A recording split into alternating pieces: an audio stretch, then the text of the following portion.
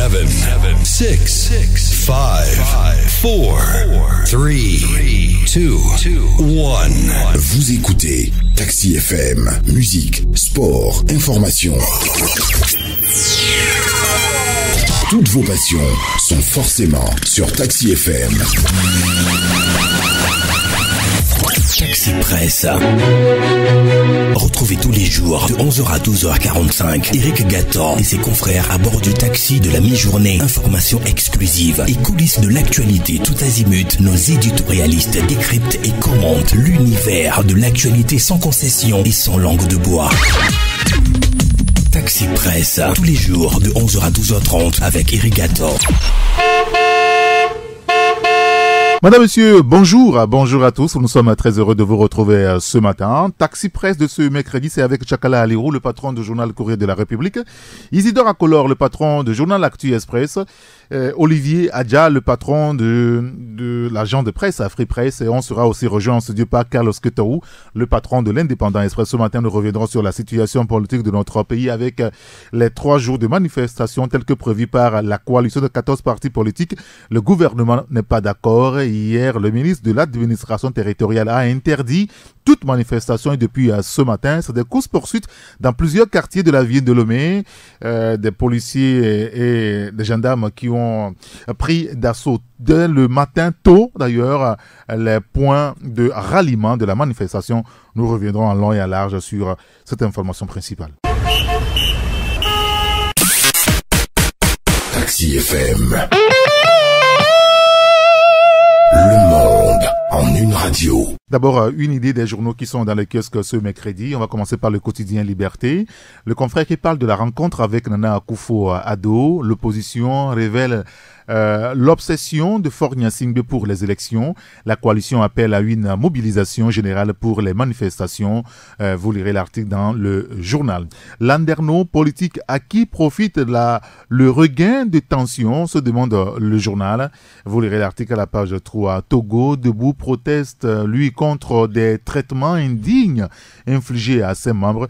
L'article à découvrir à la page 7. Et puis cette interview d'Edem Kodjo que publie ce matin le confrère Liberté, où l'ancien politique togolais dit qu'il faut passer par les urnes pour sortir de la crise, pas au Togo, mais en République démocratique du Congo. L'interview de Edem Kodjo à lire dans le quotidien Liberté. Le quotidien Togo Matin maintenant, Togo Matin qui parle de l'interdiction de manifester en période de dialogue. Le gouvernement y tient fermement. L'article à lire à la page 3. Et puis le confrère revient sur les vraies raisons de l'annulation du voyage au Togo du ministre français des Sports, Laura Flessel. Et puis sur la crise dans le social aussi, les propositions appropriées de Adrien Beleki à Kouété. Et dans une interview, il revient sur le sujet. Le confrère Togo Matin en parle. Et puis aussi du sport avec le Sénégal. Fodo là-bas sauve un joueur de l'équipe adverse pendant un match.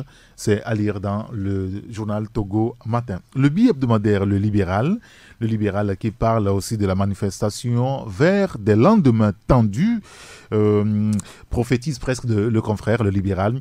La coalition de 14 déterminée à manifester, le gouvernement reste ferme sur l'interdiction et l'éditorial du journal évoque le retour à la case départ. Vous lirez cela dans le journal Le Libéral. Et puis réforme dans l'enseignement secondaire vers un programme allégé, actualisé du collège. De quoi s'agit-il exactement? Les éléments de réponse, c'est à la page 3 du journal. Et puis l'interview de Awa Théo Dabalo, c'est lui le préfet d'Aguanivé. Une seule hirondelle ne fait pas le printemps, a-t-il déclaré. Le fond de l'interview à lire à la page 6 du journal Le Libéral. Il y a Fraternité qui est aussi dans les kiosques ce matin. Après, à Tapamé, dans les années 2000, l'ombre de Lucifer s'attaque au diocèse de Kpalimé. Les détails à découvrir dans le journal à la page 3. L'opposition renoue avec les marches. Le mercredi de tous les suspens projetait déjà tôt ce matin le confrère Fraternité. Affaire Gaiman, intoxication et désinformation au cœur de la psychose. Vous lirez l'article dans le journal. Et puis les pratiques sataniques dans l'histoire du Togo. Qui pour délivrer le pays? C'est l'interrogation de l'hebdomadaire Fraternité. L'hebdomadaire Le Messager maintenant, le confrère qui parle aussi de la coalition de 14 partis politiques de l'opposition. Que cache la reprise des marches. C'est l'interrogation du journal. Le gouvernement reste ferme sur l'interdiction des marches. On le voit depuis ce matin déjà dans les rues de Lomé. Beaucoup plus. Phénomène Gaiman et exploitation à des fins de vengeance. Yark Damran met en garde contre tout acte incitant à la vindicte populaire. Vous lirez l'article à la page 7. Et puis, un programme très chaud du MCC. Ce qui a milité en faveur de la sélection du Togo. Le confrère revient sur le sujet. Puis sur le front social aussi, si vous voulez. Santé, éducation et dialogue politique. Gilbert Bahora donne des éclairages. À propos du dialogue politique, le ministre est sans équivoque, seul le respect scrupuleux des règles et principes fixés dans la Constitution, les règles démocratiques et les règles de l'état de droit peut permettre une sortie de crise. D'ailleurs, le journal propose l'intégralité de l'interview du ministre Gilbert Bahora.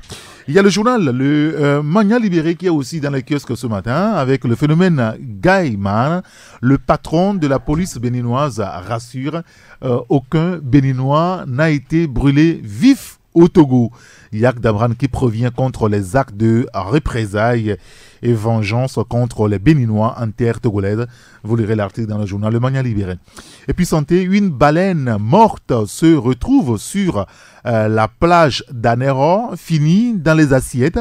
Les risques encourus par les populations en consommant la viande de la baleine échoué. Le confrère revient donc sur le sujet. Et puis sur la reprise des manifestations de rue par la coalition des 14 partis politiques de l'opposition, le souci de la coalition n'est pas dans le dialogue mais ailleurs, croit savoir le journal. Et les éléments de réponse est à lire à la page 3 bien sûr. Et puis fin de mission d'une équipe du FMI au Togo. Les tensions socio-politiques font peser un risque sur la croissance. Vous lirez l'article dans le journal Le Mania Libéré. Il y a le journal Tingo Tingo qui est dans le kiosque ce mercredi. Tingo Tingo parle de la crise politique au Togo face à l'interdiction des autorités. La coalition de l'opposition maintient ses manifestations à partir de ce mercredi. Au menu, gaz lacrymogène, jet de pierre, arrestation même des miliciens en perspective, projette déjà le confrère Tingo Tingo. Vous lirez l'article dans le journal. Et puis la célébration de la création de la CNPTT à Lomé. La CNPTT a fêté ses 5 ans d'existence. Vous lirez l'article dans le journal. Et puis sur le phénomène Gaiman. Et ici, le pire n'était pas ces Gaiman. Vous lirez l'article dans le journal Tingo Tingo. Il y a aussi Dunia Le Monde. Dunia Le Monde parle de la politique avec l'interdiction de toute manifestation. Et malgré l'interdiction par le gouvernement, l'opposition maintient ses marches des 11, 12 et 14 avril, les risques de violence très grands, la fin du dialogue, se demande notre confrère. La grogne sociale ne faiblit pas, la SCT et le Symphot observent depuis hier 4 jours de grève. Vous lirez l'article dans le journal. Et puis, afin de rappeler aux différents acteurs leurs responsabilités, la HAC a rencontré les organisations de presse et les correspondants d'organes étrangers. Cette manifestation poursuit aujourd'hui et demain jeudi. Et puis, sport, Mathieu de Séville parmi les 13 finalistes du prix Marc-Vivian Fouet. Vous lirez l'article dans le journal Dunia Le Monde. Il y a aussi le dialogue. Le dialogue parle de la coalition de l'opposition dans les rues. À partir de ce jour, le G14 en violation des engagements pris. La mission du président Nana Akufo-Addo se complique et ajoute le journal. Le confrère qui parle de ce pourparlers togolais, intertogolais, faut-il déclarer l'échec du dialogue? C'est une interrogation du journal à lire à la page 7. Et puis, affaire des Gaiman, le ministre de la Sécurité invite la population à s'abstenir de tout acte de vengeance ou de représailles. Vous lirez l'article dans le journal Le Dialogue. Il y a aussi la manchette qui est dans les kiosques ce matin avec la reprise des manifestations de rue. Message du président Jean-Pierre Fabre à lire à la page 5 du journal. Et puis Église catholique, crise dans le diocèse de Palimé, de la Genèse à l'Apocalypse. Voici les faits tels que présentés par le confrère La Manchette. L'article est à lire dans le journal. Et puis il y a aussi l'interview du pasteur Johannes Bavon qui dit que si les revendications forçaient la main à Fort Gnassingbé à ne plus se représenter en 2020, le problème n'est pas entièrement résolu. Vous lirez l'article dans le journal. Sinon, l'interview du pasteur Johannes Bavon. C'est dans le journal La Manchette. Et nous avons aussi le journal La Dépêche la dépêche qui parle du dialogue inter-togolais, le dilemme de la coalition des 14, le facilitateur surpris par la poursuite du processus électoral, les marches du 11 au 14 avril maintenues. Vous lirez l'article donc dans le journal. Et puis l'affaire Kwacha, le chaud et le froid, pour comprendre le sujet. Il vous suffira d'acheter le journal La Dépêche. Et puis, le tour est joué. Et puis, le ministre Baora qui s'explique aussi par rapport à la crise sociale. Le dernier journal avec nous ce matin, c'est le journal Sika, le journal de la bonne humeur. Le confrère écrit sur pas mal de sujets. Hein. Maintenant, les Gaïman béninois veulent amener l'alternance au Togo. C'est ce que le confrère écrit, tout en caricature. Hein. Quand vous n'arrivez pas à faire l'alternance à la tête du pays, dit un homme, nous, on va vous faire l'alternance des têtes du pays. Ah non, on coupe tête de Fort, on met à Fabre, et on coupe pour Fabre, et on met à Fort. C'est l'alternance, ajoute un homme qui ressemble fort à un féticheur. Et puis les autres de crier, les deux, dont on a cité le nom tout à l'heure, Fort et Fabre. Ah non, c'est pas la peine. Il n'y a aucun problème dans ce pays. Fabre, c'est vrai, non? Et lui de répondre, c'est quoi on appelle problème même? Enfin, les deux qui s'embrassent à peu près. Et je vous en dis pas plus, vous achetez le journal et puis vous aurez tous les détails là-dedans. Et puis, stérilité masculine. Que faut-il faire? C'est l'interrogation du journal Sika. Alors, dans les caisses ce matin, vous avez compris, pas mal de journaux. Hein, c'est inhabituel pour un mercredi. Vous avez, outre le journal de la bonne humeur, le journal Sika, vous avez la dépêche aussi dans les kiosques, la manchette, le dialogue. Il y a aussi le journal Dunia Le Monde. Le journal Tingo Tingo est aussi dans les kiosques ce matin. Vous avez le Mania Libéré, qui est aussi dans les kiosques. Vous avez le Messager aussi. Il y a Fraternité qui est aussi dans les kiosques. Le Libéral, le Bi hebdomadaire. Il y a le bimensuel Focus Info, j'allais oublier. Il y a le quotidien Togo Matin et puis le quotidien Liberté. Pexi FM, la seule radio d'information continue. Et ce n'est pas faux avec mes confrères qui sont en studio ce matin. Bonjour à Olivier Adja, mon grand citoyen d'État. Vous allez bien? Très bien, bonjour Saint-Éric, bonjour à toutes et à tous. Et merci d'être là. Aux aficionados du Barça. Oui, le Barça qui... Nous serons debout devant la tempête comme devant la pluie. Bien sûr, je suis d'accord avec vous. Merci d'être en studio avec nous ce matin. Bonjour Isidore Akolor.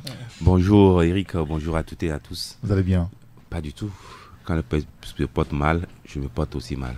On en parlera tout à l'heure, ne vous en faites pas. Puisque d'ailleurs, dans votre journal paru hier à Actu Express, vous en avez parlé. Et nous aussi, on s'intéressera à la question. Bonjour, mon grand citoyen d'État, Chakala Alero. Oui, bonjour Saint-Éric. Bonjour à un grand citoyen d'État qui s'appelle Kokou Pekpea. C'est un grand ami à moi et un homme exceptionnel. Donc, je lui envoie un sympa coucou. Qu'il prenne soin de lui. Oui, je salue aussi Pekpea, c'est un ami commun à nous. Et puis j'ai aussi un ami qui insiste pour que je le salue, c'est monsieur Essao. Il est enseignant donc dans le... Je pense que c'est le ministre. Le ministre. Oh non. Je crois que tu es rentré dans la cour des grands. Bon, de toutes les façons, c'est ce que tout le monde veut. Donc si ça arrive, je ne vais pas refuser. Moi, je voudrais saluer au passage mon cher grand professeur Sia, qui nous suit calmement dans son salon, m'a-t-il dit. Alors, on va parler d'une situation... Tu as oublié d'ajouter un sirotin. Oui. Bon, ça, je ne sais pas, puisqu'il ne l'a pas mentionné. Alors, je voulais peut-être avant de revenir sur la situation au Togo, peut-être s'intéresser également à ce qui se passe pas trop loin de chez nous. En Sierra Leone, la question de l'alternance aussi est dans ce pays. Ça s'est posé depuis des années. La Sierra Leone a connu quand même des situations très compliquées ces dernières années. L'Ebola aussi est passé par là. La crise politique aussi était aiguë de ce côté. Sauf que ces derniers jours, le vent de l'alternance souffle près de la Gambie, du Sierra Leone, donc à Sierra Leone. Et vous en parlez dans votre journal, Isidore Akolor, quand la Sierra Leone montre aussi finalement la voie au Togo, c'est ça? C'est tout triste. Et c'est dommage que nous en soyons là. Et nous devenons un cas atypique. Je ne dirais pas, ce ne soit plus une curiosité, mais un cas atypique dans la sous-région. Le seul pays à ne pas connaître d'alternance depuis le déclenchement du processus démocratique en 90. Et souvenez-vous, à l'époque, c'est Yadema qui faisait bon office entre les belligérants du conflit sierra-léonais, avec un Fodo Sanko et Johnny Paul Kourouma et autres. Et ils ont traversé 11 années de guerre civile. Oui. Ils s'en sont remis. Et comme si cela ne suffisait pas, l'Ebola est venu les assommer. Avec la guerre civile, ils ont compté environ 120 000 morts.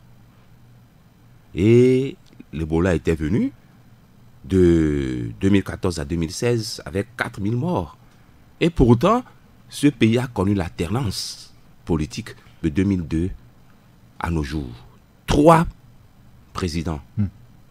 C'est une leçon de démocratie au Togo qui se faisait passer pour un pays pilote dans la sous-région.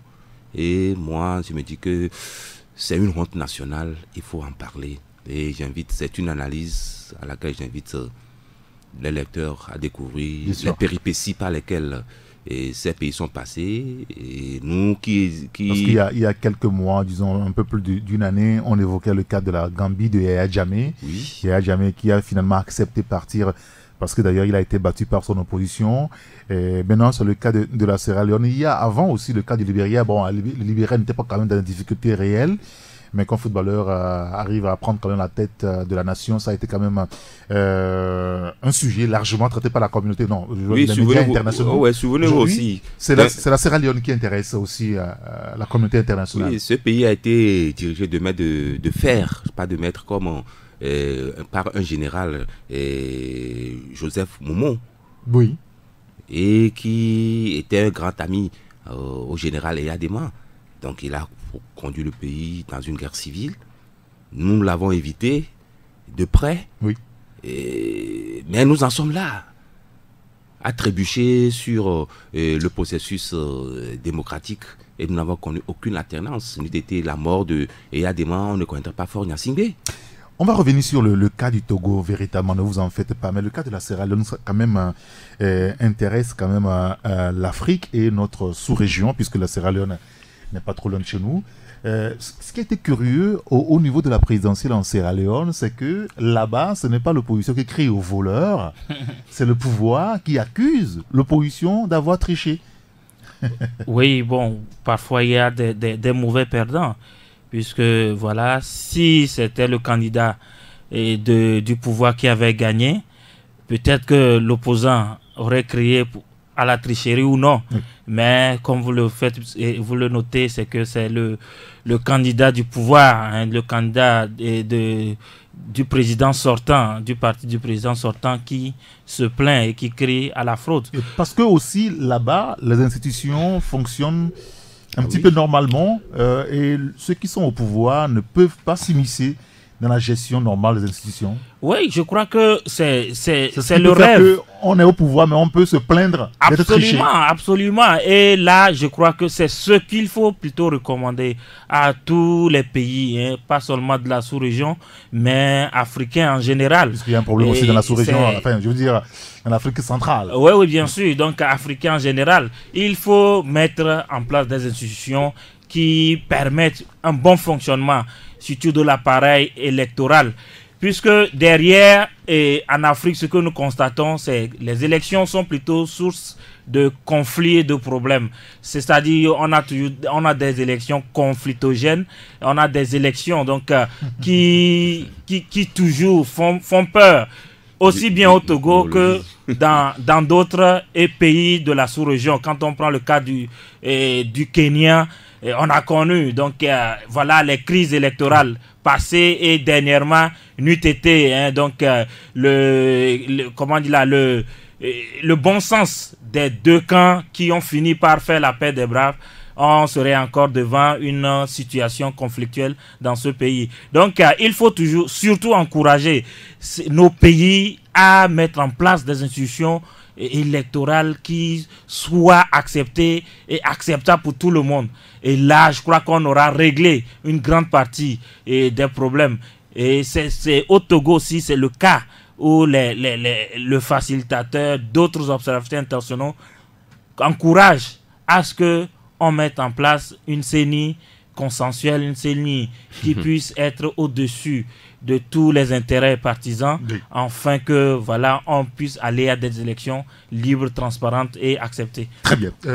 Tchakala Alero, sur la question de la Sierra Leone aujourd'hui, qui fait débat aussi.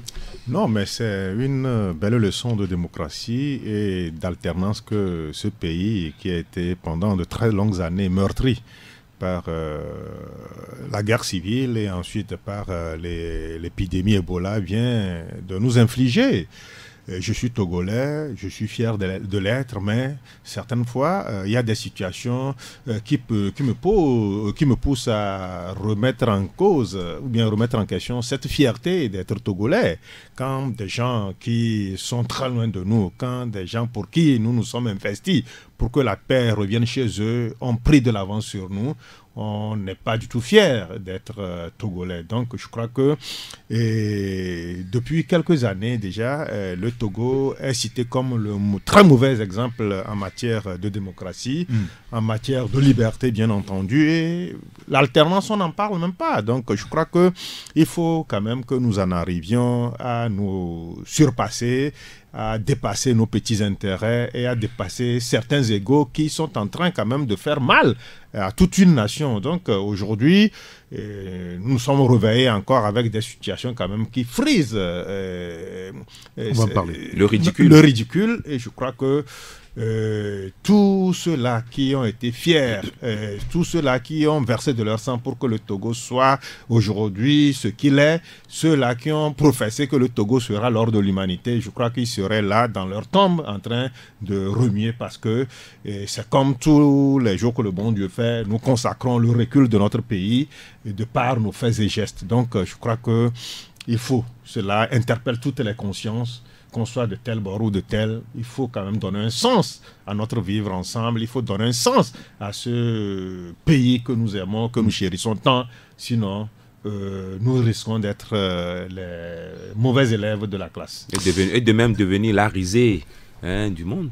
D'accord, on va parler maintenant de la situation politique actuelle. Vous savez que depuis quelques jours, le facilitateur ghanéen a amorcé une concertation bilatérale avec les acteurs de la crise politique, beaucoup plus les protagonistes, le gouvernement associé au parti au pouvoir UNIR d'un côté, et puis la coalition de 14 partis politiques de l'opposition. Et cette semaine, en début de semaine, lundi, la coalition était à Accra pour rencontrer les facilitateurs, et d'ailleurs au lendemain, c'est-à-dire hier, la coalition a fait le point à la presse et a dit beaucoup de choses.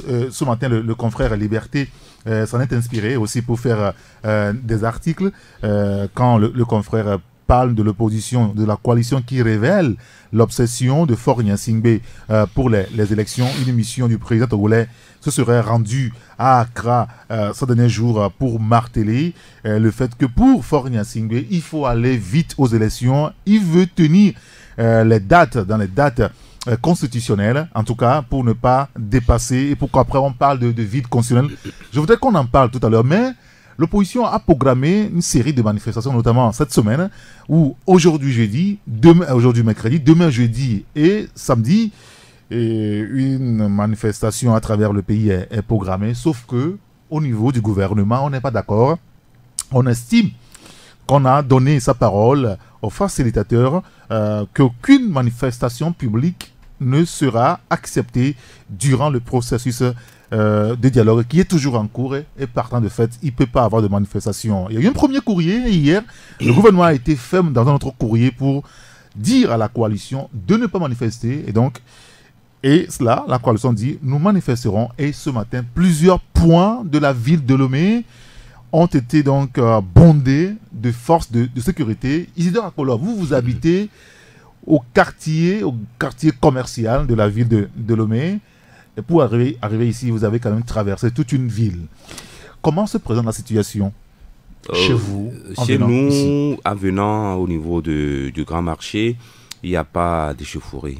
Et jusqu'au lycée, il n'y a pas eu d'échauffourée. Mais j'ai ouï dire qu'au niveau de Casablanca, il y a eu des échauffourées entre les émigrants et les forces de l'ordre qui ont dispersé ces émigrants à coups de gaz lacrymogène. Ma fille même, en allant à l'école, était revenue très ahurie. Et je lui disais que bon, faut pas y aller. Elle insistait à y aller. Bon, elle est revenue bredouille. Et elle m'a donné raison. Et c'est ce que j'ai constaté.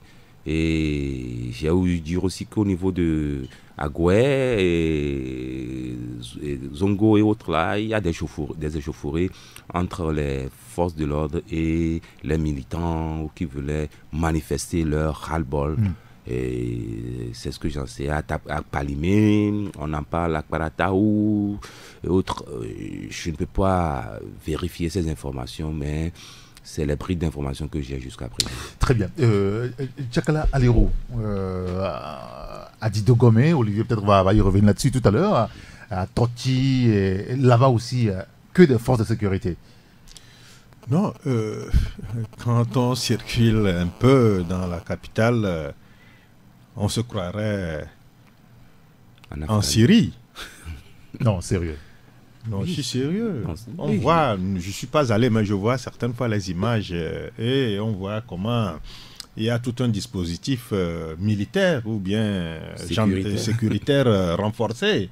Aujourd'hui, on a vu les mêmes dispositions que nous voyons souvent sur nos petits écrans. Donc, ça veut dire que le gouvernement a joint l'acte à la parole en décidant, en décrétant ce qu'on peut appeler entre griffes un état de siège. Oui, il y a quelques images qui viennent de nous parvenir. Ce que l'on voit, c'est quand même soutenu.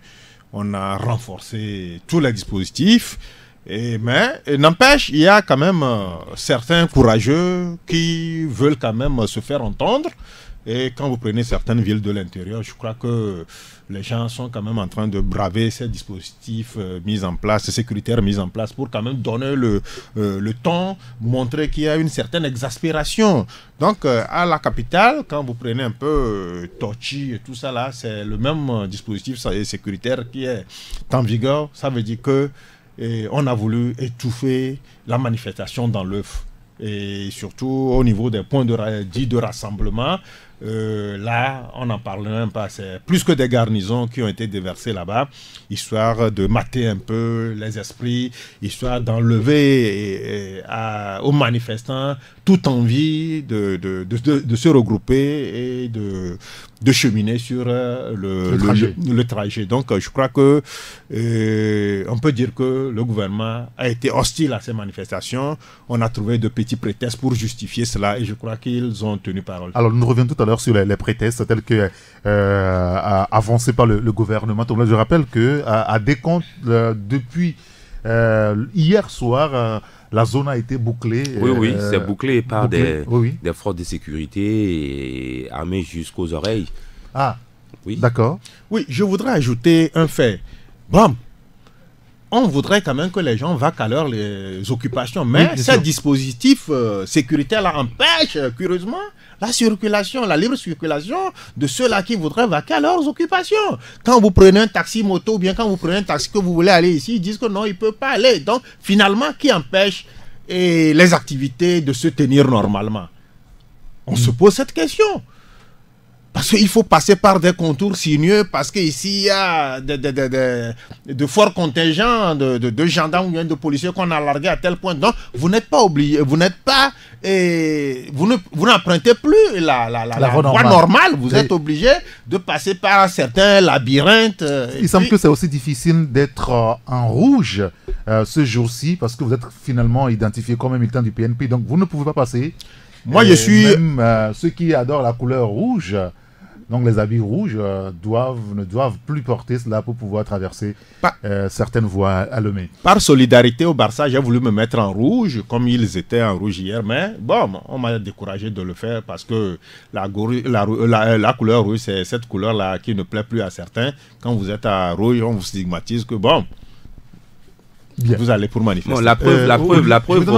Non, juste pour compléter, au niveau de la couleur rouge qui devient l'épouvantail du régime, je l'ai constaté lors de, comment vous l'appelez, les Saint-Valentin. Oui. Vous vous souvenez que, bon, au niveau du carrefour de la fontaine lumineuse, ce n'est plus fontaine lumineuse, il n'y a plus de fontaine, qu'on aimait tant, on a mis maintenant une ferraille là-bas, et je ne sais pour quelle raison.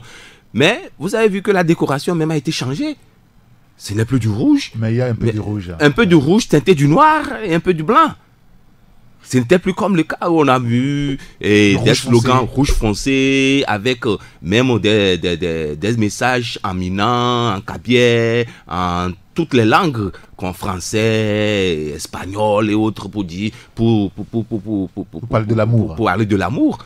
Mais c'était tout curieux. J'ai dit, mais pourquoi peut-on en arriver là? Parce que au moins on sait qu'il y a 2 couleurs pour célébrer la Saint-Valentin, le blanc et le rouge. Pourquoi ne pas emprunter le blanc? Mais les gens ont manqué d'imagination. Bon, on leur posera la question la prochaine fois qu'on les verra. Olivier, par rapport donc à la situation, le gouvernement dit qu'il y a une recommandation du facilitateur qui demande à ce qu'il n'y ait pas de manifestation durant le processus du dialogue. Le gouvernement s'appuie là-dessus. On a vu même récemment le contre-amiral Fogan-Daignon qui s'est appuyé là-dessus pour pouvoir interdire les manifestations sociales. Et pour lui, même le citoyen lambda fait facilement la jonction entre ce que la RCT veut faire et la politique. Et il va falloir finalement pour les responsables de la synergie, jeudi prochain, de tenir compte de ça pour ne pas manifester. Alors, est-ce que cette façon de faire finalement ne crée pas plus de problèmes qu'il n'en résout?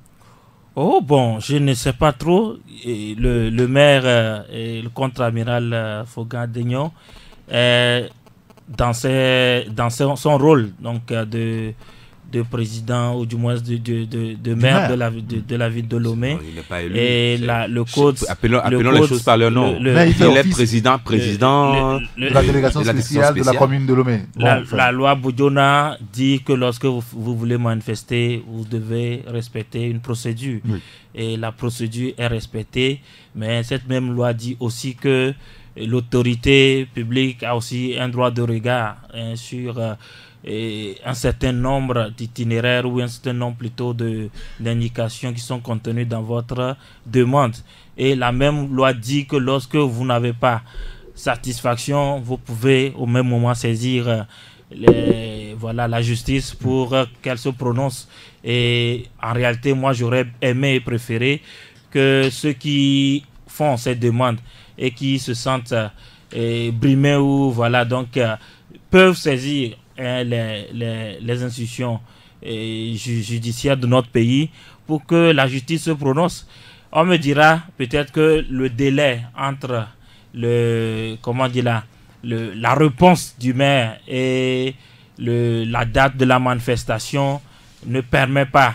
Mais je crois qu'après, il y a toujours le temps de saisir, même si la manifestation qui va suivre a été décalée, et il y a toujours le temps pour ces organisations-là de saisir les juridictions, parce que nous voulons aussi créer un état de droit. Et cet état de droit passe aussi par cette façon de faire confiance à nos institutions et de démontrer après que soit les institutions ont respecté ou violé les tests républicaines. Ça permet à l'histoire de retenir que dans cette situation, les gens ont fait un recours et la justice s'est prononcée contre ou a donné raison. Donc, mais ces organisations refusent catégoriquement de saisir la justice. Elles ont leur raison, mais je crois qu'il faut avoir le courage aussi d'aller vers là. Maintenant, en tant que journaliste observateur, je dirais que pour ces genres de choses, les gens vous diront qu'il y a la Constitution et il y a les lois. Oui, parlons-en justement, Olivier Adja. Nous avons une constitution qui garantit la libre manifestation dans le pays. Il y a aussi une loi, vous l'avez rappelé tout à l'heure, la loi Boudjona, qui définit les conditions dans lesquelles l'exercice de la manifestation peut se faire. Alors, quand le maire, puisque c'est cela aussi qui est là, tout à l'heure on va revenir sur la politique véritablement, quand le maire demande ou interdit finalement, ou demande aux organisateurs des manifestations sociales de considérer ce que les politiques ont dit, est-ce que ça ne pose pas un problème dans le fond? Dans le fond, moi je ne saurais apprécier parce que on est des leaders d'opinion. J'ai une réponse. On débat. Non, j'ai une réponse. C'est-à-dire que ça relève éminemment du cadre de la justice, d'accord? Ça relève éminemment du cadre de la justice parce que c'est administratif. Oui, c'est administratif, mais il y a un juge administratif, il y a une cour administrative. C'est-à-dire, ce sont des choses que le juge peut apprécier que moi, en fait, en se basant sur sa connaissance, sur sa formation et sur un certain nombre d'éléments, d'accord? En réalité, c'est pourquoi on a prévu aussi ce cas. L'autorité publique peut peut-être dans certains cas violer des tests. Je ne dis pas qu'il a le droit de le faire, mais ça peut arriver qu'on estime qu'il a fait. Donc, qui est mieux placé pour pouvoir trancher donc ce conflit entre le citoyen que je suis et l'autorité qui est le dépositaire peut-être des libertés publiques?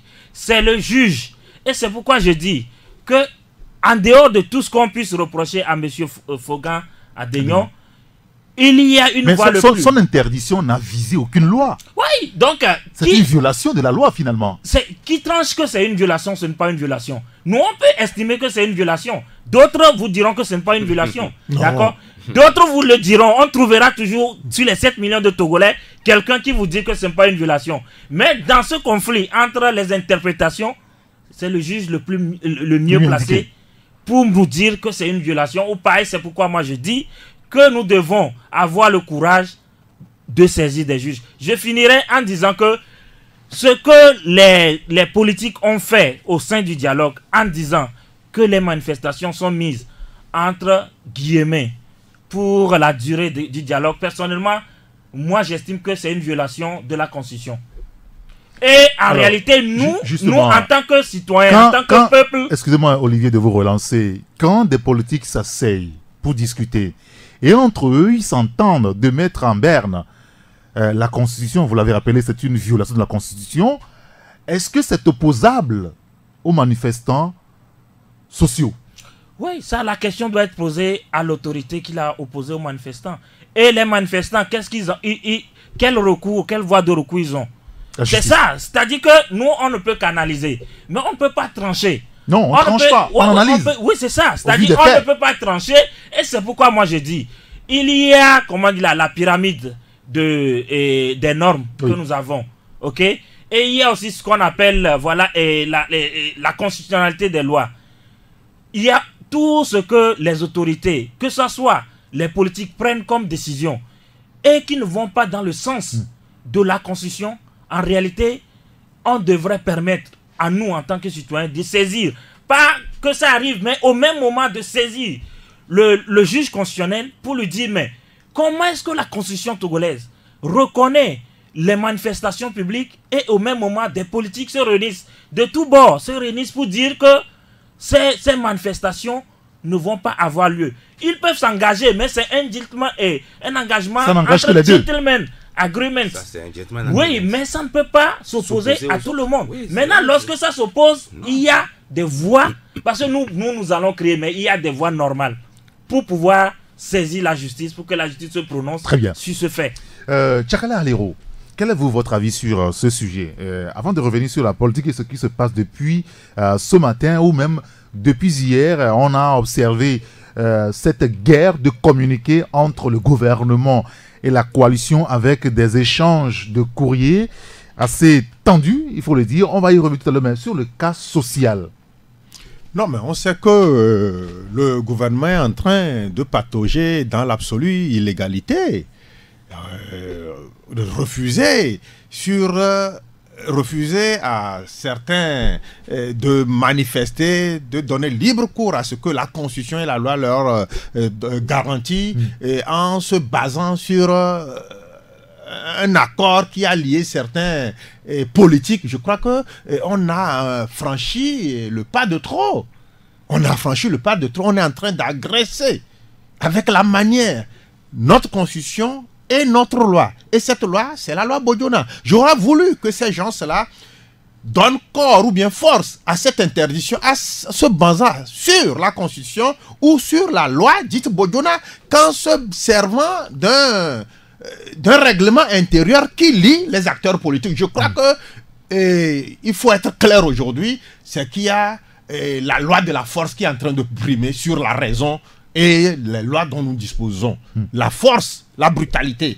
Parce qu'à un moment, dans certaines officines, on ne veut plus entendre d'une quelconque manifestation et on utilise les petits prétextes qui ne tiennent pas pour légaliser un état de forfaiture qu'on est en train de mettre en place. Donc, moi, j'estime que ce qui s'est passé avec le contre-amiral Adénion, c'est une violation même de notre constitution. On n'a pas besoin de saisir un juge, on n'a pas besoin de saisir une juridiction pour que cela soit reconnu comme tel. Est-ce que la faute n'est pas aussi, peut-être qu'on va y revenir tout à l'heure, mais la faute n'est pas aussi à la coalition qui a accepté, comme un confrère le disait ici hier, mettre son arme, l'unique arme dont elle dispose, mettre cela sur la table.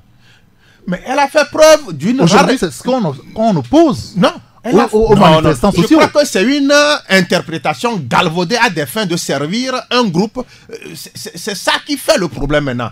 On est en train de se servir de quelque chose que les acteurs ont décidé pour donner une chance au dialogue de choses. Mais vous convenez avec moi que le dialogue n'est pas en train de se dérouler dans des conditions idéales. C'est le pouvoir public sort ce petit argument, ces petits alibis, rien que pour faire mal à l'opposition. Mais quand il s'agit d'eux-mêmes de continuer à lancer certaines dynamiques, ils ne se réfèrent pas à ce gentleman agreement qu'ils ont tous signé. Quand on voit des gens, nommer les présidents de CELI, quand on voit les gens mettre sur pied certaines structures à l'intérieur à coup de manifestations publiques. Ça, c'est pas des manifestations publiques. Donc, on ne saurait faire... oui, absolument. Quand il s'agit d'un clan, on interdit sous prétexte qu'il y a eu un engagement qui a été pris. Vous voulez dire que quand UNIR, par exemple, en train de mettre en place des structures de base à l'intérieur du pays, ce sont des manifestations publiques. C'est des manifestations politiques et publiques aussi. On ne le fait pas dans une petite chambre quelque part. C'est à la place publique. À la place publique, ça se fait.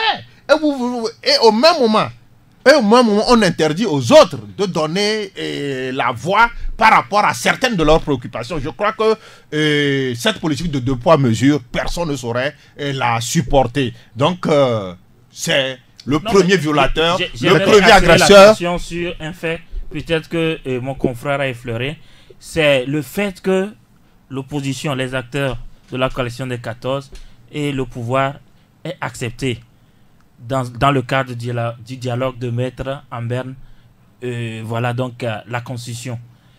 Parce que ce qu'ils ont fait, en réalité, c'est une grave violation contre la Constitution. On n'est pas... C'est un scandale. C'est un gros scandale. Et moi, je suis étonné que les acteurs de la société civile qui aujourd'hui crient ne se sont pas levés à ce moment précis où on avait signé. Non, moi j'ai entendu certains membres de la société civile dénoncer ça. Je vais finir. C'est-à-dire, on est trop dans la dénonciation, on n'est pas dans l'action. Parce que nous sommes dans un état, même si on n'a pas confiance à nos institutions, il faut au moins faire un effort pour faire les pas vers eux. Oui, les gens ont dénoncé, mais ça a changé quoi? Mais il y a des structures, la Cour constitutionnelle, c'est son rôle d'être informée, d'être saisie sur... Elle pouvait s'auto-saisir de cette situation aussi. Oui, mais si elle n'a pas fait... Vous savez qu'un citoyen lambda ne peut pas saisir notre Cour comme ailleurs. Oui, mais... Au Bénin, un citoyen qui se plaint peut saisir la Cour. Absolument, mais au moins je crois qu'il y a les députés, il y a un certain nombre de personnalités, d'institutions qui peuvent le faire. Donc je crois qu'aujourd'hui, les gens veulent se prévaloir de leur propre turpitude. Et là, on dit, parce qu'ils ont été, complices de ce qui on leur oppose aujourd'hui. Je vais parler des politiques, surtout de la coalition. Ils ont été complices. Et là, je crois qu'ils ne peuvent pas se prévaloir de leur propre turpitude parce qu'ils ont des grands juristes qui pouvaient leur dire on ne peut pas s'amuser avec je crois avoir entendu Éric Dupuis ces derniers jours dire qu'ils n'ont jamais signé un document mettant entre parenthèses toute manifestation. Je rappelle que le contre-amiral Forain à Daignan, à chaque fois qu'il oppose un refus aux manifestations de la société civile, parce que par 2 fois déjà au niveau de Togo Debout, on leur interdit de manifester, et puis au niveau également du Synfort ou de la synergie des travailleurs du Togo, c'est le même argument qui est sorti. Le contre-amiral Forain à Daignan vise ce communiqué de presse. Le communiqué de presse signé le 1er février dernier qui justement annonçait l'ouverture du dialogue sur le 15 février. Et en son point 4, il est bien dit que tous les acteurs conviennent de la suspension des manifestations publiques à compter de la publication de la date du dialogue, et ce jusqu'à sa tenue et pendant son déroulement. Et c'est ce communiqué de presse que vise le contre-amiral Forain à Daignan, le maire de la ville de Lomé. Je ne souhaite pas être à la place de mon grand frère, que je salue de passage. Qui est votre grand frère? Le contre-amiral. Ah, c'est votre grand frère? On se connaît très bien. Ah, d'accord, très bien. Mais il est dans un mauvais rôle. Il faut avoir le courage de le dire. Et c'est là où ça pose maintenant le problème de nos autorités, comment dirais-je, au niveau des aspirations locales. Puisque ce sont des gens qui ont été nommés. Donc, ils doivent rendre compte, rendre compte à celui qui les a nommés. Donc, je me dis que si c'était des élus locaux, ils n'en verront pas là. Et ils n'auront pas le même comportement. Ils n'auront pas le même comportement. C'est des chefs de délégation spéciale qui ont été nommés par un pouvoir redevable à ce pouvoir. Il est dans un rôle qui ne le sied pas. Et mais il n'a jamais dénoncé. Il ne peut pas le dénoncer. Il ne peut pas le dénoncer. Même à sa place, je ne le ferai pas. Ni toi, tu ne le feras pas.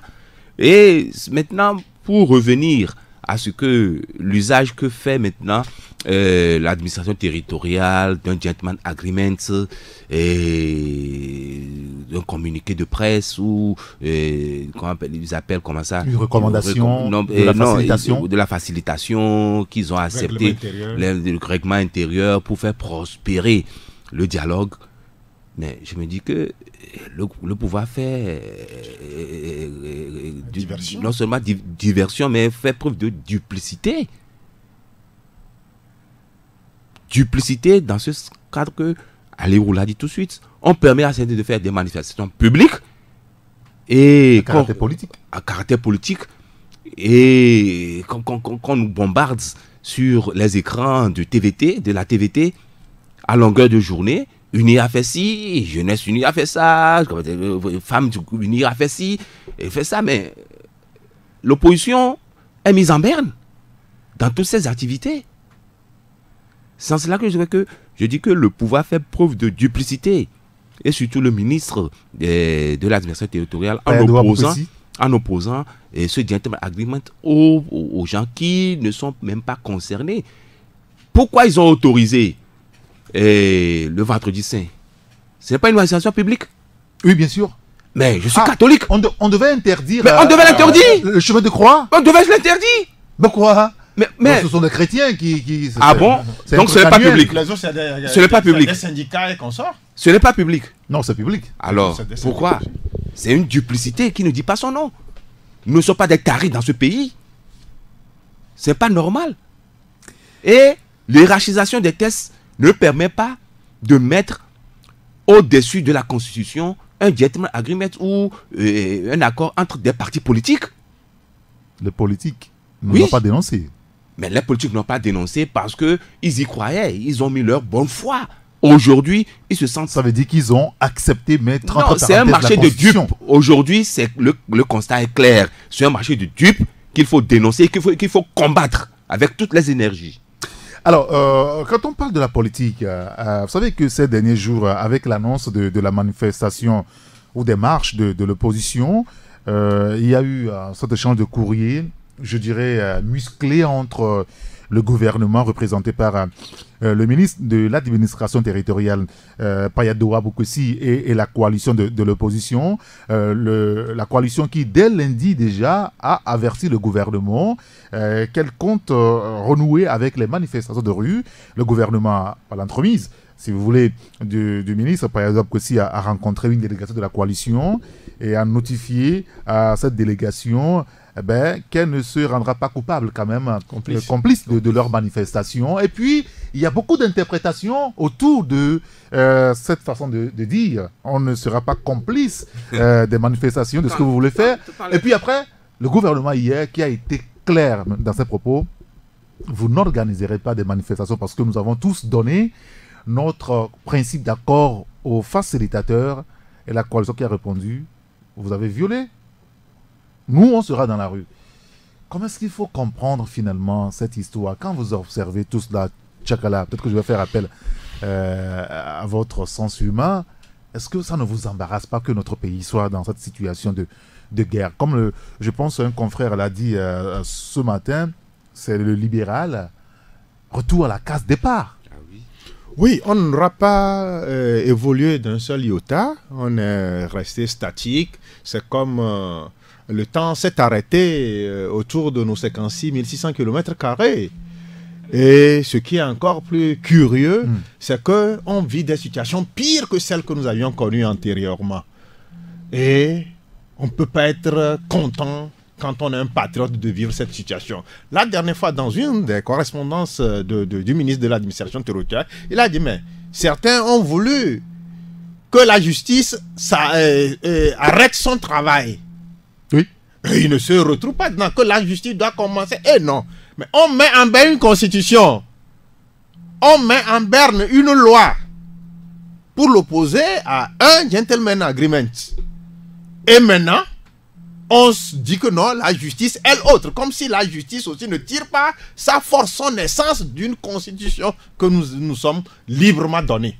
Donc vous voyez, donc quand c'est les autres, on envoie de petits alibis. Nous, on a connu des ministres de l'administration territoriale dans ce pays. Quand ils vont pour défendre des opinions, quand ils vont pour peut-être répondre de certaines situations, mais ils le font avec une rare élégance, en s'appuyant sur notre constitution ou sur certaines lois qui régissent le pays. Mais quand certains ministres de l'administration territoriale viennent maintenant à se servir de petits prétextes pour justifier certaines de leurs turpitudes, c'est que le pays est en danger. Nous sommes en train de courir un grand danger. Et ce qui est tout curieux, au même moment où on dit que non, on ne doit rien faire parce qu'à un moment on a pris certains engagements, et c'est les mêmes aussi qui disent que non, il y a le calendrier républicain qu'on doit absolument respecter parce que le temps avance. Oui, hier, au cours de la conférence de presse de la coalition... C'est le paradoxe. La coalition a révélé quand même la teneur de leur discussion avec le facilitateur, où le facilitateur renseignerait, parce qu'il va falloir vérifier aussi la véracité de tout cela, le Ghanéen renseignerait sur le fait que Faure Gnassingbé veut tenir le délai constitutionnel. Alors, quoi penser de tout cela? On va en reparler dans 2 minutes. 93.1 Taxi FM. Retour en studio avec mes confrères Isidore Akolor, le patron du journal Actu Express, Tchakala Alero, le patron du journal Courrier de la République, et Olivier Adja, le patron de l'agence de presse Afripresse. C'est vous qui aviez la parole. Je voudrais qu'on avance un petit peu dans le débat. Aujourd'hui, la manifestation ce matin semble avoir quelques couacs parce que on avait dit au début les points de ralliement des manifestants. Tous les points ont été bouclés par la police nationale et puis la gendarmerie. Je ne sais pas s'il y a d'autres corps qui sont entrés dans la danse. Peut-être qu'on le vérifiera un peu plus tard. Est-ce que en réalité l'opposition doit se plaindre? Olivier? Non, mais celui qui avait la parole. Oui, je la lui ai retirée. Ah, okay. Oui, bon, est-ce que l'opposition doit se plaindre? Moi, j'ai déjà eu à le dire que, en réalité, d'une façon ou d'une autre, l'opposition aussi est responsable de la situation aujourd'hui. Donc, c'est à elle donc, de trouver la parade. Mais, au-delà de tout, je regrette une situation, c'est que dès le début de cette crise et en septembre dernier, je crois le pouvoir avait fait l'effort d'introduire une proposition ou un projet de loi. Vous avez parlé d'effort.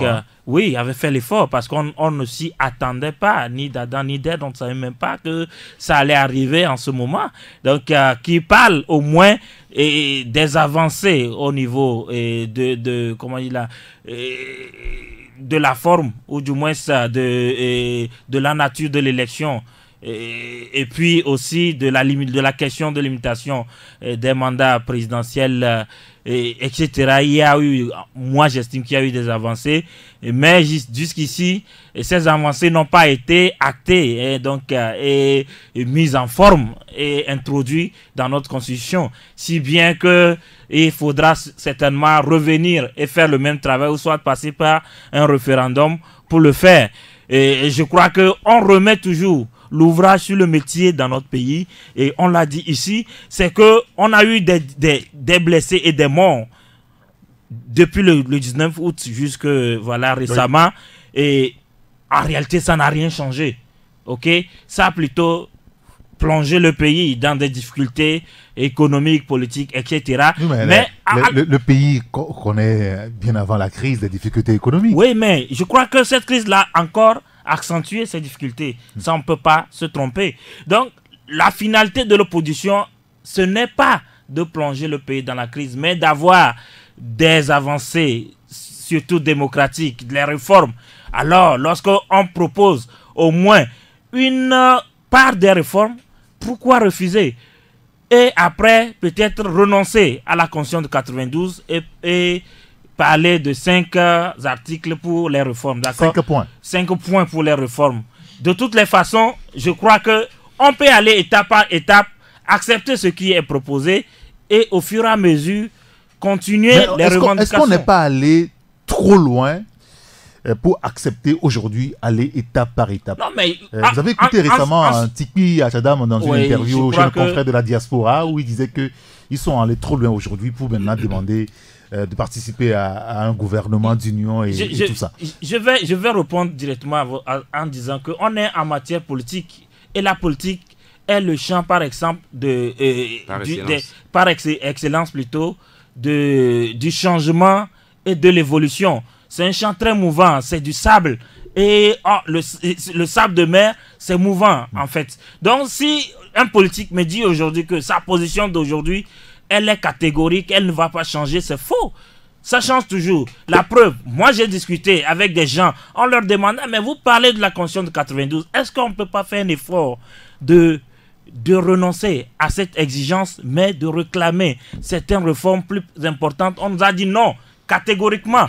Mais dernièrement, cette même coalition a fait l'effort de renoncer à cette constitution en parlant de 5 points. En réalité, est-ce qu'elle a renoncé à la constitution? Si vous lisez très bien entre les lignes, la coalition, sa demande initiale demeure toujours sur le tapis en 5 points. Je crois que même si elle n'a pas renoncé à la constitution de 92, elle a au moins... D'ailleurs, dans le communiqué appelant la manifestation de cette semaine, c'est bien dit que la coalition exige le retour à la constitution originelle de 92. Au même moment, quand elle a exigé ces 5 points, lors de la conférence de presse qu'elle a faite, elle nous a dit qu'elle a fait l'effort de renoncer, mais en s'appuyant seulement sur ces 5 points. Même si l'adversaire dit non, que c'est pratiquement les mêmes, mais au moins, sur le plan communication, on peut retenir que la coalition a changé de cap. Donc là, il faut quand même le retenir. Bien. Non, au fait, il s'agit non, il vient de citer une proposition de loi. Ce n'est pas une proposition, mais c'est un projet. J'ai dit un projet. Un projet de loi. D'accord, très bien. On verra pas de débat. Un projet de modification constitutionnelle qui est sans effet immédiat. Par son article 158. C'est ça la duplicité de ce projet. On dit qu'on met en berne toutes les modifications et que ça ne concerne pas les mandats en cours. Oui. Mais alors, dans quel pays sommes-nous? On sait que le principe d'une modification constitutionnelle, c'est pour avoir un effet immédiat, puisque c'est la loi suprême. C'est là où je n'arrive pas à comprendre. Je ne sais pas quelle loi en matière juridique dit que la loi suprême doit être des faits immédiats où la loi est faite. Alors là, je te renvoie au cours de deuxième année de droit. Non, je crois que je te renvoie. Non, on ne va pas dire ça. Non, l'hierarchisation des tests. Oui, non. Quand il y a une loi, modification, le principe, c'est que la loi n'est pas rétroactive. Non, on va pas de d'effet immédiat. Il y a les exceptions. Je te renvoie à tes cours. Je te renvoie à tes cours. Quand la loi, elle est douce, je te laisse continuer. Je te laisse continuer. Ce n'est pas vrai. L'effet immédiat. Je ne crois pas. Non, pourquoi? Pas du tout. Non, vous permettez, je te fais cette démonstration. Allez-y. La Constitution est la loi suprême. Vrai ou faux? Oui. Non. Non, il dit qu'il a fait le droit. Il dit qu'il a fait le droit. Je ne prends pas de cours de droit ici. Mais s'il y a une disposition. Moi, je suis prêt à le faire, à démontrer. On ne fera pas le temps pour faire ce débat. Juste quelques secondes pour faire une démonstration. Oui, allez-y. La Constitution. Donnez votre point de vue, votre démonstration. On ne fera pas de cours de droit ce matin. Quand il y a une modification constitutionnelle, ça agit sur toutes les tests de loi qui sont inférieurs. Les lois organiques et autres. Ça ne peut pas être en de la rétroactivité. Non, ce n'est pas de la rétroactivité. Ça ne peut pas être l'application immédiate. Les dispositions antérieures ne peuvent pas être opposées à une modification constitutionnelle. Vrai ou faux? C'est pour ça que vous parlez de la duplicité du pouvoir. C'est la duplicité du pouvoir. Chacun a l'héros maintenant. Oui, et vous savez, quand les leaders, la dernière fois, s'étaient rendus chez le facilitateur au Ghana, à Accra, et ils sont revenus, ils ont fait une révélation qui m'a secoué, et qui a secoué bien de bonne conscience aussi. Parce que quand on envoie, ils ont dit, mais je n'ai pas quand même, et je pense qu'ils sont quand même sérieux, ils ne vont pas prêter des intentions à l'autre groupe. Quand ils sont allés et qu'ils disent que c'est comme ça que le pouvoir aussi a envoyé une délégation, qu'il va falloir que le président facilitateur fasse tout pour qu'on puisse organiser les élections parce qu'il y a un délai auquel on doit se tenir, dans lequel on doit tenir. Je crois que ça doit faire froid dans le dos. On cherche à régler de façon globale la crise que nous traversons.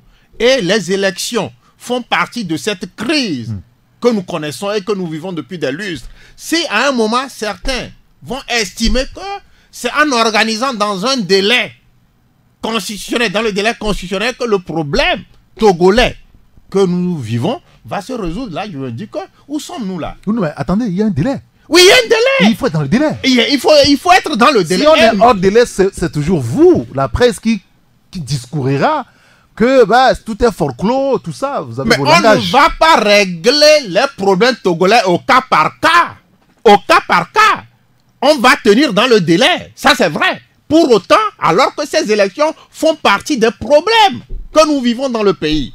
Et quand on a vu le règlement intérieur, on a aussi mis cette question liée aux élections aussi figure en bonne place des problèmes qui devront être résolus par la classe politique togolaise. Là, je crois qu'il y a un problème. Moi, je ne comprends pas cette situation qui me semble paradoxale, vouloir des choses et leur contraire en même temps. Ça veut dire qu'aujourd'hui, Faure Gnassingbé est résolument engagé sur la voie des élections, vaille que vaille, advienne que pourra. Oui, tout donne l'air. Alors que le problème du Togo ne se résout pas que seulement aux élections. C'est tout un ensemble de problèmes auxquels il faut trouver des solutions. Et quand on prend quand même les problèmes liés aux institutions de la République, avec quelle institution, avec quel CENI, avec quel cours constitutionnel on va aller à ces élections? Vous voyez qu'on n'ira que si on allait. Si on force les verrous. Si on force les verrous, on va à ces élections. Ça veut dire qu'on va encore grossir un peu plus les problèmes auxquels nous faisons face aujourd'hui. On n'aura résolu rien. Donc, le problème du Togo, ce n'est pas une question de tenir dans le délai constitutionnel. Donc, on peut violer la Constitution. Non, ce n'est pas une violation de la Constitution. Non, c'est pas une violation. Attendez, quand on ne tient pas dans le délai constitutionnel, on viole la Constitution. Pas du tout. Non, mais on viole cette Constitution-là permanemment. Actuellement, on l'a violée. Allez, permets-moi. Non. Permets-moi. Non, pour avoir dans le même sens. Non, c'est une information. Peut-être les gens nous suivent. Oui, mais bien la Constitution togolaise permet ça. en son article, je ne me sais plus, on dit que... Vous ne vous rappelez plus, vous oui, voyez? Non, juste pour dire... Quand vous prenez les élections législatives qui ont eu lieu avant chose là, mais il y a une rallonge de combien de temps? Ça a été un accord. Oui, il y aura des accords pour sauver le pays. La Constitution même l'a prévu dans cette disposition. On peut pas en disant cette phrase que le président de la République reste en fonction jusqu'à la prise. Non, il s'agit de la présidentielle, il s'agit des élections locales. On a eu aussi à différer. Il y a cette disposition. Je comprends la façon qui entoure ce débat politique actuellement. Non, je voulais juste placer un mot. Nous qui avons eu la chance de faire la formation Bridge par les Américains, on nous a fait comprendre que quand une élection va engendrer des problèmes, il vaut mieux se soir. C'est ça. Et régler le problème avant d'aller, parce que c'est un contrat social. Comme ce qu'on a vu en Sierra Leone récemment. Mais c'est comme ça. On en a vu dans ce pays aussi. Qui peut me le dire?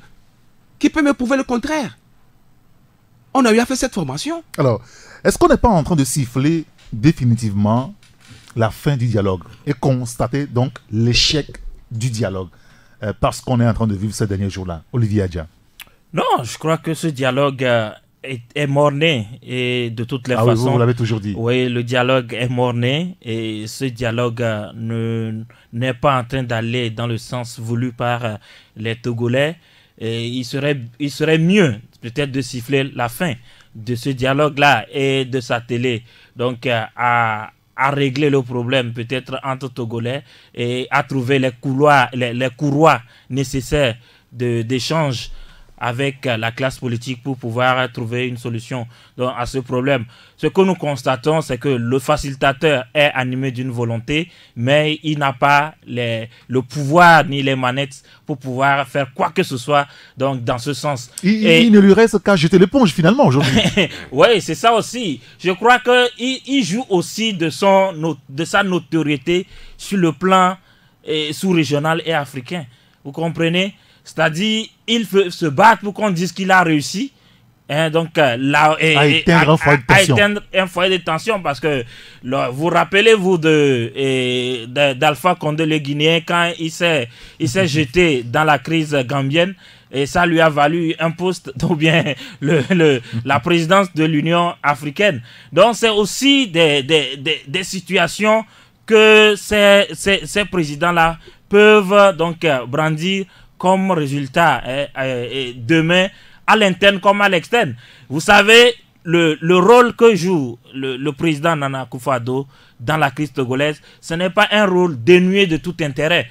Et selon mes informations, il lorgne sur l'électorat dans la partie Volta Region pour pouvoir voilà, donc il y a beaucoup de choses, apaiser les ardeurs de ceux qui sont dans le Togoland.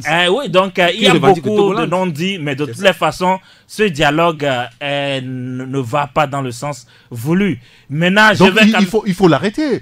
Oui, autant l'arrêter maintenant que de malheureusement, ce n'est pas nous qui avons décidé de l'ouvrir. Donc, non, c'est une façon de dire que, en réalité, les premiers acteurs qui doivent arrêter ce dialogue sont là. C'est la coalition de 14 et le pouvoir en place. Et la coalition même a annoncé avant-hier, ou bien hier, quand elle était avec le facilitateur, que le facilitateur leur a demandé s'ils veulent la fin du dialogue. Ils ont dit non. Ils ont dit non, c'est ça aussi le manque de courage. Ils ont dit non tout en sachant que ce dialogue, ce n'est que voilà. Donc, pour la coalition, il s'agit de faire pression sur le gouvernement de Faure Gnassingbé à lâcher du lest, à organiser les manifestations. Ces manifestations, on peut quand même laisser les gens manifester. Peut-être qu'on n'assisterait pas à des grabuges comme déjà ce matin. En réalité, on le note un peu partout, à Palimé, à Kparatao. C'est ce que moi j'aurais aimé. Il y a encore quelques courageux de ce côté. J'aurais aimé qu'on laisse les gens manifester parce que l'histoire qu'on oublie, c'est que c'est parce qu'on avait interdit les manifestations du 19 que ça a pris de l'ampleur. Oui.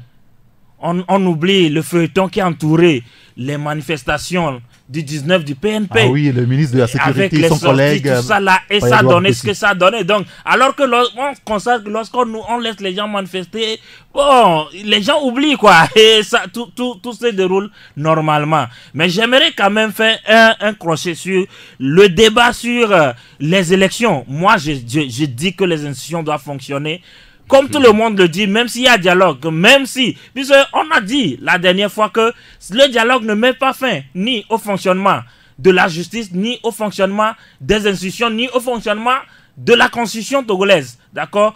Donc, les élections, ça s'inscrit dans un calendrier républicain. Excusez-moi de vous contredire, mais vous savez que si on est aujourd'hui dans la situation actuelle au Togo, c'est parce qu'on a toujours eu des problèmes au niveau des élections. Alors, mais on a toujours organisé aussi les élections. Les opposants savent qu'on a eu des problèmes, mais ils ont été toujours candidats à ces élections. Donc, c'est ça aussi. On ne va pas vouloir une chose et son contraire. Tout le monde est conscient que nous avons un problème. Et Agbebo l'a dit la dernière fois dans notre interview que il faut plutôt travailler à trouver un cadre plus approprié aux futures élections, parce que la chance que l'opposition a aujourd'hui, c'est que les élections législatives et locales peut-être viendront avant les présidentielles. Donc si Emmanuel Macron a dit allez, non, oubliez ça, si Emmanuel Macron a dit allez et travailler sur les conditions, les bonnes conditions d'organisation des élections. Si d'autres présidents de la sous-région l'ont dit, je crois que au-delà, si on constate que le dialogue ne va pas dans le bon sens, plutôt concentrons-nous sur le cadre électoral, sur tout ce qui encadre et entoure cela, pour pouvoir permettre à l'opposition peut-être de gagner ces élections et de faire ces lois demain. Donc, dire qu'il faut mettre en berne les élections, moi je m'inscris en faux. D'accord, et puis Isidore. Oui, mais qui met en berne la Constitution et les autres? Mais c'est le pouvoir. Quand on voit un peu le comportement du ministre de l'administration territoriale, c'est lui qui met en berne la Constitution et les lois qui régissent notre République. Hein? En les opposant à un petit règlement intérieur qui a été pris entre des acteurs politiques. On a dit là, ça passe. De presse. Maintenant, s'agissant de ces réformes-là, il faudrait aujourd'hui que les gens travaillent pour avoir un cadre électoral consensuel, acceptable, qui puisse permettre. Mais ce dialogue prévoit cela.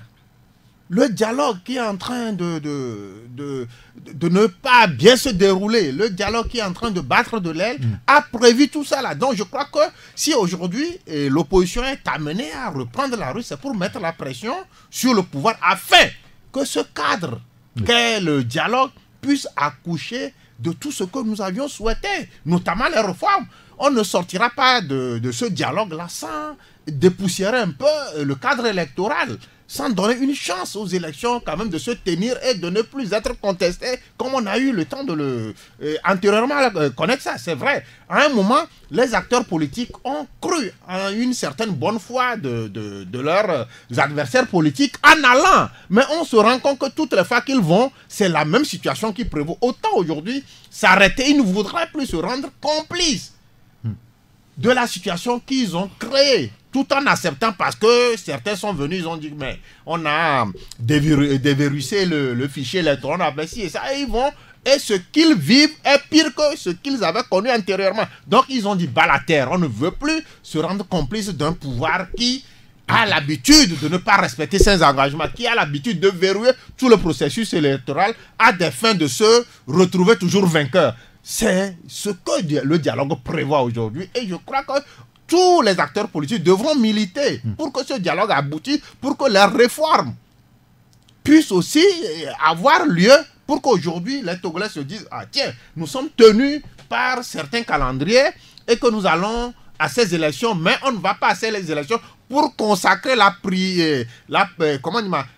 victoire d'un clan. Mais et si cette victoire venait à avoir lieu, c'est que ça s'est passé dans des conditions exemplaires. On ne va plus contester, on ne va pas dire que non, on ne va plus trouver le nombre de votants ou bien le nombre de suffrages qui dépasse le nombre d'inscrits dans certaines localités, comme on a eu à le voir. Donc c'est ça, c'est le but de ce dialogue. On ne va pas au dialogue pour mettre en berne X ou Y, mais c'est pour peut-être laver une fois de bon le linge togolais. Le linge qui a toujours connu des coups le linge qui pue. Le linge qui pue. Maintenant, aujourd'hui, nous sommes dans un cadre, mais les gens sont en train de traîner des pas pour que l'essentiel ne soit pas fait au cours de ce dialogue. Et maintenant, la preuve, elle est là. En marre de ce dialogue, on envoie des émissaires pour peut-être dire que non, nous sommes tenus de faire ci. Où est la bonne foi? Où est la parole donnée dans ce sens-là?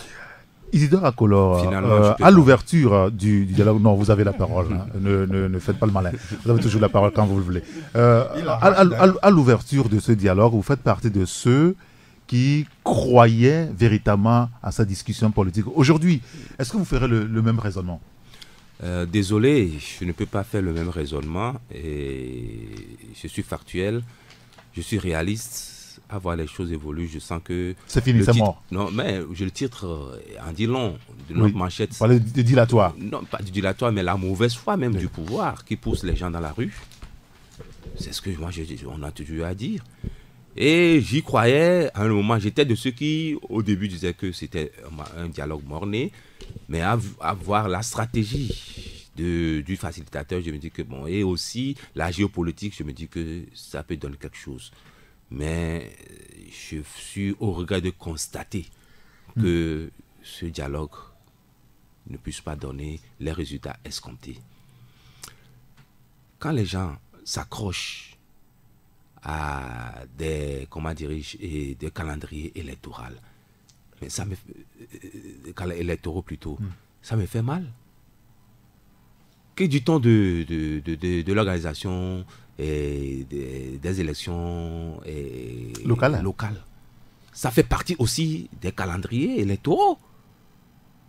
Mais ce n'est pas parce qu'on est sûr d'avoir mis en branle la machine à frauder, ZTS et autres, qu'on va dire que bon, allons coûte que coûte à une élection. Je le dis et je le répète, je vais m'atteler que si une élection va engendrer des problèmes, il vaut mieux surseoir à ces élections. Tous ceux qui ont fait ces formations, ils sont aussi dans la CENI là-bas. Mais le problème viendra d'où? Le pouvoir ne fera jamais de problème. À quoi? Ceux qui seront dans la rue, peut-être qu'ils feront de problème. Qui? Ils sont dans la rue de... Mais est-ce que les élections, les résultats proclamés, les 5 qu'on avait vécu en 2015, ça honore le Togo? Non. Il faut faire des élections propres, dont les résultats ne seront contestés de qui que ce soit. C'est ça la réalité. Des élections claires, honnêtes, et transparentes et crédibles. Cette crédibilité est mise en branle déjà. On ne peut pas aller à ces élections où on conteste l'organe en charge de l'organisation de ces élections, du processus. Mais on a tout faux. On a tout faux. C'est en cela que je dis que ceux qui s'accrochent à ces calendriers électoraux font du dilatoire. Et ils pensent qu'ils vont y réussir. Et c'est en cela que ça me fait très mal de voir mon pays traîner encore sur les chantiers de la démocratie. Nous avons encore 8 minutes à passer ensemble. Je voudrais qu'on aborde notre sujet. Si vous voulez bien, le phénomène de Gaiman, ce n'est pas fini puisque depuis quelque temps, après la vérité, il y a la désinformation, l'intoxication qui s'en mêle. Beaucoup de nos confrères ce matin ont soulevé le problème, notamment le libéral. Hier, c'est l'Alternative qui en parle. La xénophobie qui semble finalement être mêlée à la danse. Est-ce que ça ne devient pas inquiétant de ce point de vue? Non, xénophobie ou bêtise humaine. Ou bêtise. Vous parlez de bêtise. C'est une grosse bêtise que moi j'ai vue la dernière fois où on a brûlé des gens comme et voilà donc il semble que ce sont des voleurs, ça n'a rien à voir avec les gamins. Oui, mais que ce soit des voleurs, que ce soit des Togolais, que ce soit des criminels, aucune loi au monde, ni dans notre pays, n'autorise à brûler, donc à cuire des gens comme des moutons de Tabaski. C'est-à-dire, l'autre c'est moi. Quand je vois l'autre, je me vois. Et j'ai de la peine à voir l'image de l'autre brûler et je ne sais pas, traiter de la sorte parce que je sens que c'est moi qu'on traite de la sorte. Et il n'y a pas de raison qu'on soit Togolais, parce que j'ai vu des gens dire non, ce n'est pas un Béninois, ce sont des Togolais. C'est aussi, je qualifie ça de bêtise. Parce que ce n'est pas parce que c'est pas un Béninois qu'on doit dire que c'est bon. D'accord? On donne l'impression que le Béninois ou l'étranger ne doit pas être brûlé et le Togolais, non, pourquoi pas? D'accord? Dans tous les cas, lorsqu'il s'agit d'un individu, d'un être humain, fait à l'image de Dieu et à mon image, je réprouve ça. Et aussi, ceux-là qui parlent de Béninois, de Togolais, tout ça là, je crois que la bêtise a pris une proportion astronomique qu'il faut essayer de mettre fin. Et je terminerai en disant... Est-ce qu'en réalité, on n'a pas terminé de sitôt, est-ce qu'en réalité, c'est pas le reflet de notre société aujourd'hui? Oui, notre société, c'est le reflet parce qu'on l'a toujours fait et l'autorité n'a pas réagi. Moi, j'ai été toujours étonné quand, devant la vindicte populaire, le ministre de la Sécurité ne dit pas grand-chose, sauf s'il s'agit d'un étranger. Parce que je me suis rappelé qu'on a brûlé un Ivoirien et ça a causé des problèmes. Donc, lorsqu'on brûle un étranger, ça soulève de la passion, mais lorsque c'est un Togolais, le ministre, non, bon, ce n'est pas grave, quoi. Les Togolais, on peut brûler tout. Oui, mais c'est ça, c'est le constat que moi j'ai fait. Vous voulez dire que quand on brûle... On voit même des gens, la dernière fois, les gens ont pris des selfies devant le cadavre. Ah oui? Ben, vous n'avez pas vu. J'ai vu des jeunes prendre des selfies devant le cadavre. Ils distribuent ça. Et ces jeunes-là sont là, ils circulent. On peut les arrêter, mais on est dans quelle société? La sauvagerie a atteint... Moi, je suis écœuré quand je vois des choses comme ça. Parce que ce n'est pas possible. Ce n'est pas possible. Tchakala Alero, je disais, c'est peut-être le reflet du Togo que nous avons aujourd'hui. Est-ce que ce n'est pas ça? En réalité. Non. Est-ce qu'en réalité, on doit être ému par ça, si c'est le reflet? C'est ce que nous avons... Non, on doit être ému, parce que ce qui se passe et que nous voyons, ça devrait normalement se passer dans la jungle, pas dans le cercle des humains. Mais on est en train de se comporter comme des sauvages, des brutes. On a dépassé cette étape-là. Mais comment est-ce que, parce que tel a volé ou celui-ci est pris comme un gayman et on lui inflige des supplices suprêmes, ce qu'on ne peut pas accepter, même infliger à un animal, nous les hommes, nous les infligeons à nos semblables. C'est que quelque part, ça ne va pas. Mais quand vous voyez des gens donner la voix pour condamner ça, parce que ces images-là circulent un peu partout, on le voit au bout du monde. Mais quand les gens disent que, mais où sommes-nous? On est encore à cette période de des reculs qui consacrent les reculs de plus de 200 ans en arrière. Même au Moyen-Âge, on ne faisait pas ça. Donc, et puis, je tiens par rapport à ce phénomène de Gayman à saluer d'abord le responsable de la police républicaine béninoise qui est sorti déjà aux premières heures. Quand les rumeurs ont commencé par se faire, non, ils sont sortis en même temps.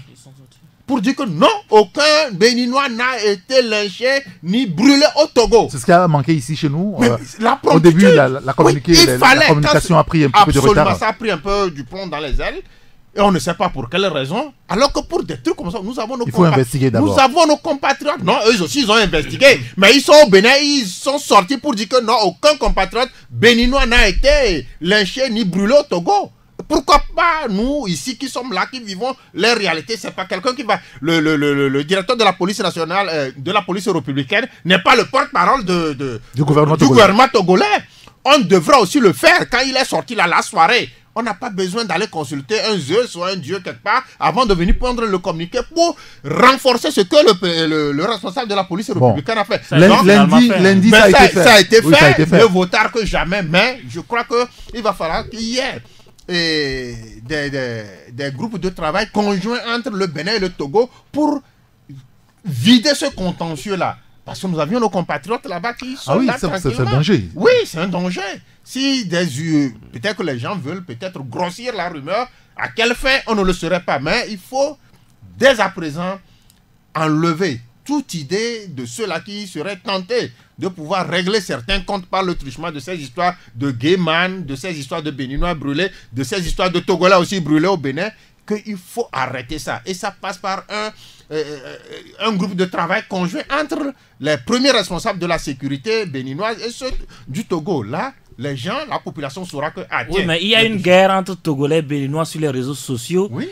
Qui aussi relève, je ne sais pas, de la bêtise, comme je l'ai dit toujours, mais les gens s'insultent, les gens s'invectivent, on dirait, c'est pas possible, c'est-à-dire la mentalité que nous avons, excusez-moi, je dirais les Africains, parfois, quand les étrangers nous lisent et nous regardent.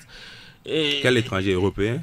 Bon, prenez comme vous le voulez, mais je crois qu'il y a un problème à régler au niveau même de notre mentalité. D'accord. Peut-être que c'est la société qui est comme ça aujourd'hui. Oui, peut-être. On a contribué peut-être à ça aussi. Isidore Akolor. Non, je parle d'un constat que il y a déficit de communication au niveau du gouvernement togolais. La lettre a été donnée par qui? Par les Béninois. Sur les réseaux sociaux. Non, pas sur les réseaux sociaux. Publiquement. Qu'ils sont en train de traquer les Gaïman et qui se seraient réfugiés au Togo ou les autres pays, au Nigeria.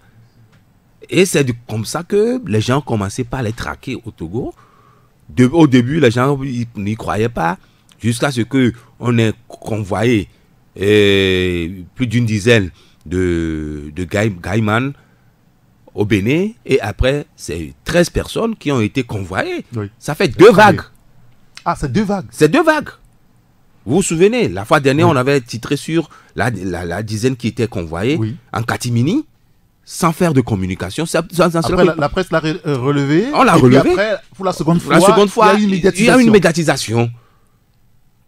Mais pourquoi on ne peut pas communiquer à temps opportun? Ces histoires de prélèvement de sang là, je me dis que non, ça ne vient pas seulement du Bénin.